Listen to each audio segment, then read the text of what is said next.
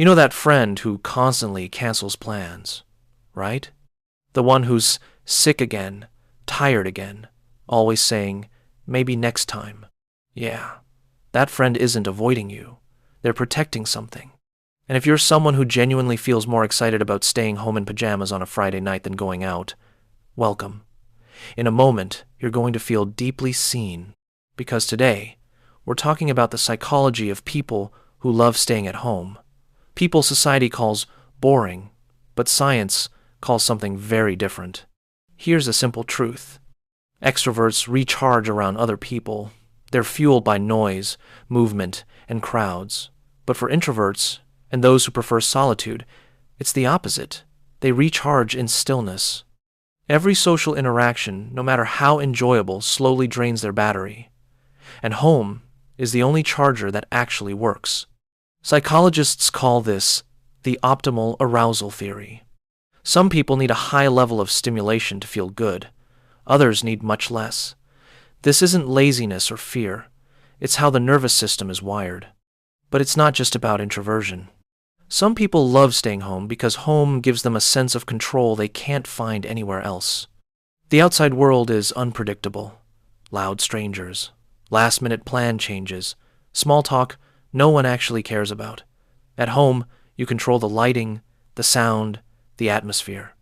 For people with anxiety or high sensitivity, this control isn't a luxury, it's a survival strategy. Here's something interesting. Research shows that people who enjoy solitude tend to be more creative, more insightful, and better at problem solving. Staying home doesn't mean doing nothing.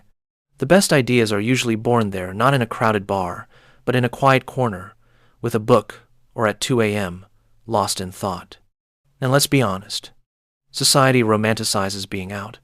Influencers, party photos, the live your life culture.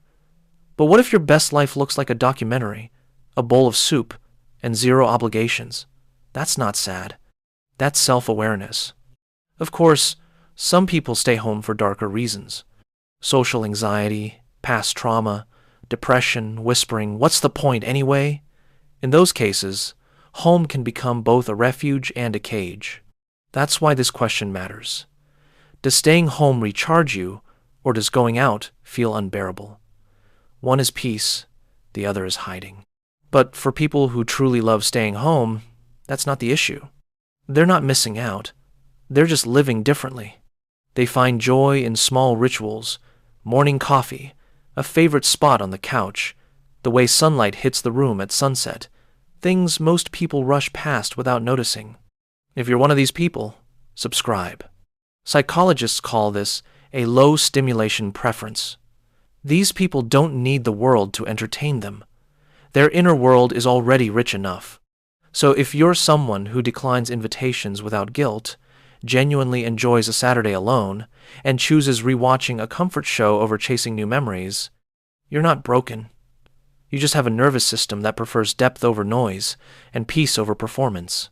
So tell me, do you prefer staying at home, or do you think we're all just making excuses?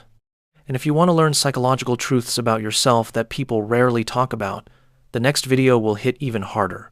Subscribe, turn on notifications. You'll understand why.